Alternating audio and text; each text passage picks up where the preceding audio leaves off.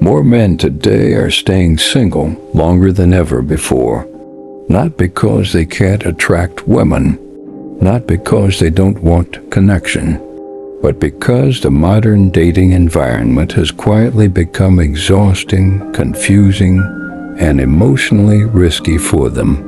This video isn't about hating women. It's about examining uncomfortable patterns that rarely get discussed honestly. Many men are opting out of dating not out of bitterness, but out of self-preservation. They're tired of being evaluated, tested, compared, and discarded for small missteps. Tired of being asked to open up emotionally only to be punished when they do. Tired of being expected to arrive fully formed, confident, successful, emotionally fluent, with no room to struggle or grow. At the same time, cultural narratives often place the burden of relational failure entirely on men, while ignoring how shifting expectations, inflated standards, and low tolerance for imperfection affect male participation in dating at all. When effort is met with scrutiny instead of appreciation, withdrawal starts to feel safer than trying. In this video, we'll break down the psychological and social reasons why so many men stay single for years, and how women's expectations, behaviors, and dating culture itself play a larger role than most are willing to admit. If you value honest relationship psychology that isn't afraid of uncomfortable truths, subscribe to the channel and share your thoughts in the comments below. 1. Unrealistic emotional expectations. In modern dating, many men don't walk away because they fear commitment. They walk away because the emotional entry requirements feel impossibly high. There's an unspoken expectation that a man should arrive already healed, self-aware, confident, emotionally fluent, ambitious, calm under pressure, and endlessly stable. He's supposed to understand his emotions, regulate them perfectly, communicate them clearly, and still remain strong, grounded, and unshaken at all times. The problem isn't emotional maturity itself. The problem is the lack of tolerance for emotional development. Men are often told to do the work before dating, but rarely are they allowed to do that work within a relationship. Vulnerability is encouraged in theory, yet punished in practice. When a man shows uncertainty, insecurity, or emotional confusion, it's often reframed as weakness, immaturity, or a red flag, not as a human stage of growth. This creates a quiet double bind. If a man suppresses his emotions, he's labeled emotionally unavailable. If he expresses them imperfectly, he's labeled unstable. If he asks for patience, he's seen as lacking direction. Over time, many men learn that being single is safer than constantly self-monitoring their emotional performance. There's also an asymmetry in grace. Women are often allowed emotional complexity, fluctuation, and healing journeys, while men are expected to be emotionally finished products. The expectation isn't just stability. It's emotional leadership without emotional cost. Be supportive, but don't need support. Be open, but don't struggle. Be deep, but never messy. For many men, this doesn't feel like partnership. It feels like a job interview with no training period and no margin for error. So instead of dating, they disengage. They focus on work, fitness, hobbies, or solitude where their value isn't contingent on constant emotional perfection. Until emotional growth is seen as a shared process rather than a prerequisite, many men will continue to stay single, not because they can't love, but because the standard to be lovable feels unreachable. 2. punishing vulnerability while demanding it. Modern dating sends men a deeply confusing message. Open up, but not like that. They're encouraged to be emotionally available, expressive, and vulnerable. Yet when they actually reveal fear, doubt, sadness, or uncertainty, the response often shifts. Attraction cools. Respect subtly erodes. Safety disappears. This creates a psychological trap. Vulnerability is framed as a requirement for intimacy, but only a very specific, curated version of it is acceptable. Men are expected to share resolved pain, not active struggle. Lessons learned, not wounds, still healing. Strength with a backstory, not weakness in real time. When a man opens up and senses emotional distance afterward, the message is internalized quickly. Vulnerability costs. Maybe she listens, but her tone changes. Maybe she becomes less affectionate. Maybe the dynamic subtly flips, and he feels observed rather than held. Even when it's unspoken, the nervous system registers it as danger. Over time, men adapt. They learn to ration honesty. They share surface-level emotions or intellectualized insights, while hiding what actually hurts.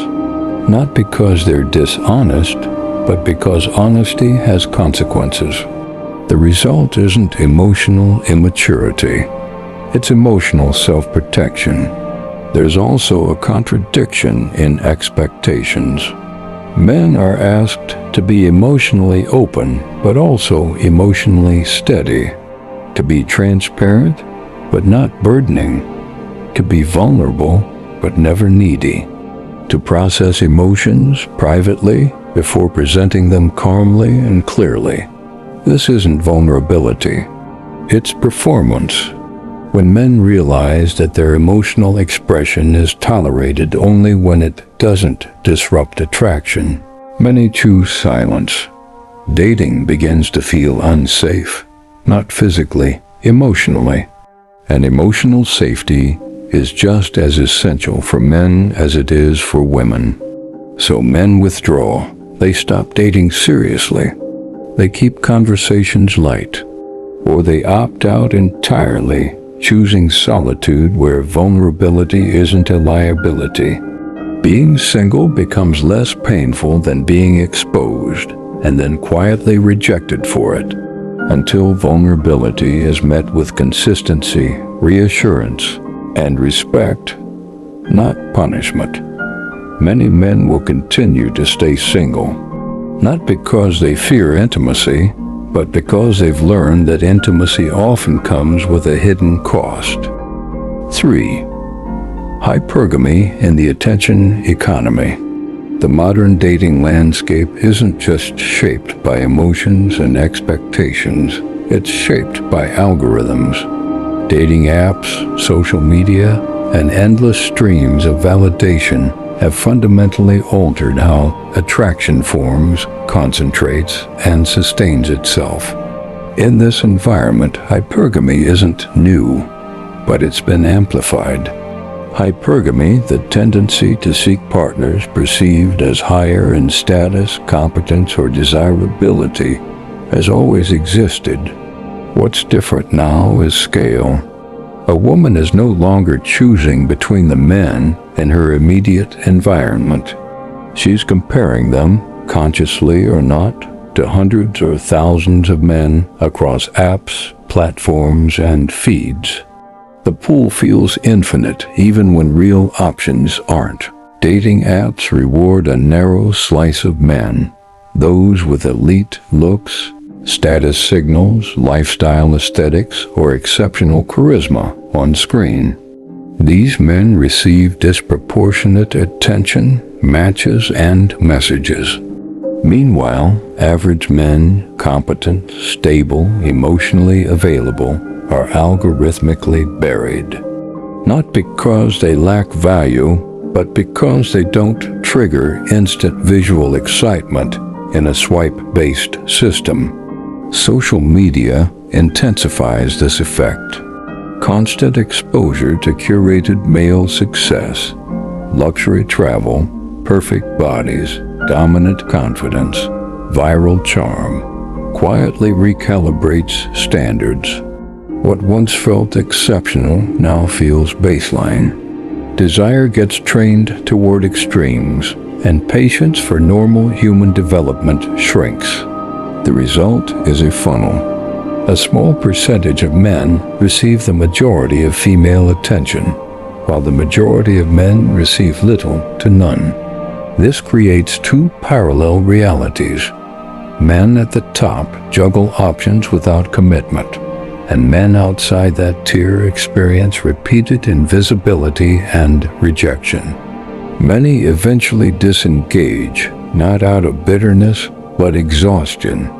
For women, the attention economy creates its own distortion. Validation becomes constant, but shallow. Matches feel like options, but rarely translate into depth, consistency, or safety. Interest is abundant, investment is rare.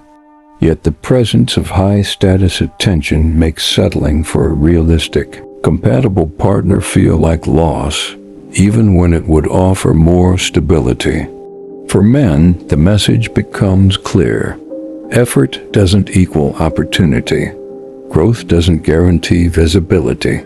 And character alone doesn't compete with curated desirability. Over time, many stop playing a game that feels rigged against them. This isn't about blaming women for having preferences. It's about recognizing how technology inflates those preferences beyond sustainable reality, and how an attention-driven dating economy quietly sidelines good men while rewarding imbalance. When desire is algorithmically concentrated, loneliness spreads. And in that environment, staying single isn't a failure. It's often a rational response. 4. Conditional love and performance-based affection. For many men, modern dating doesn't feel like a place of emotional safety. It feels like a constant evaluation. Affection, interest, and commitment are often experienced not as something freely given, but as something earned through performance. Status, income, confidence, emotional composure, ambition, social proof, all become silent requirements that must be continuously met to remain worthy of love. This creates a relational dynamic where men feel valued less for who they are and more for what they provide. Attention increases when they're winning, leading, earning, or emotionally strong. It fades when they struggle, slow down, or show uncertainty. Over time, this conditions men to associate love with output rather than connection. Many women don't consciously intend this.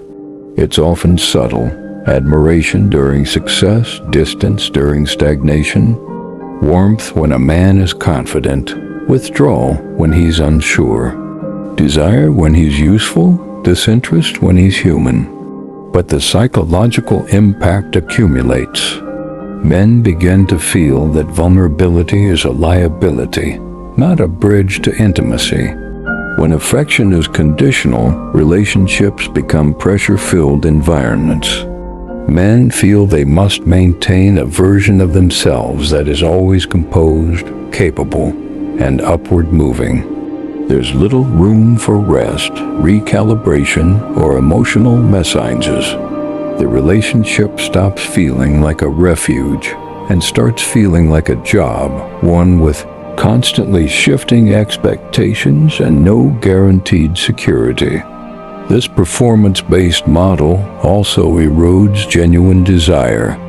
When a man senses that love is contingent, he stops relaxing into the relationship. He strategizes. He manages impressions. He suppresses parts of himself that might reduce approval. Over time, authenticity erodes, and with it, emotional connection. Eventually, many men opt out entirely, not because they fear commitment, but because they refuse to live under relational terms that demand constant proof of worth. Staying single becomes a way to reclaim autonomy, dignity, and emotional safety. Healthy relationships aren't built on continual evaluation. They're built on choice, choosing each other even during seasons of struggle, uncertainty, or imperfection. When love becomes conditional, it stops being love and becomes a transaction. And for many men, that's a deal they quietly walk away from. 5. Low tolerance for discomfort, conflict, or process. Modern dating often operates under the expectation that connection should feel good immediately and consistently.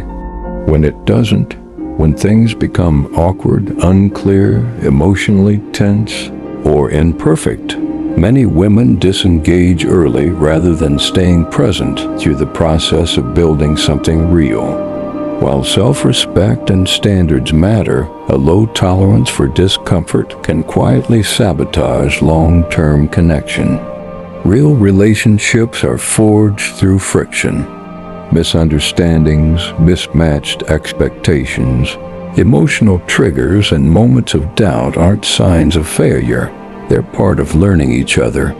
But in a culture shaped by endless options and instant gratification, discomfort is often interpreted as incompatibility rather than a normal stage of intimacy.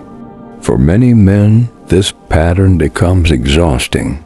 One difficult conversation, one misstep in communication, or one emotionally clumsy moment can undo weeks or months of consistency. Instead of repair, there is withdrawal. Instead of curiosity, there is replacement. Men learn that they're not being evaluated on overall character or intention, but on their ability to perform perfectly in emotionally complex moments. This dynamic discourages growth. Men stop experimenting with honesty, emotional expression, or relational risk because the margin for error feels razor thin. Vulnerability becomes dangerous. Conflict becomes something to avoid rather than navigate. Over time, men conclude that investing deeply isn't worth the emotional cost when a single uncomfortable phase can trigger disengagement. Women, too, are affected by this pattern, often unknowingly. Avoiding discomfort can feel like protecting peace, but it often protects avoidance. Depth, trust, and resilience are built by staying present through uncertainty, not escaping it. When relationships end at the first sign of emotional friction, they never mature beyond surface-level compatibility.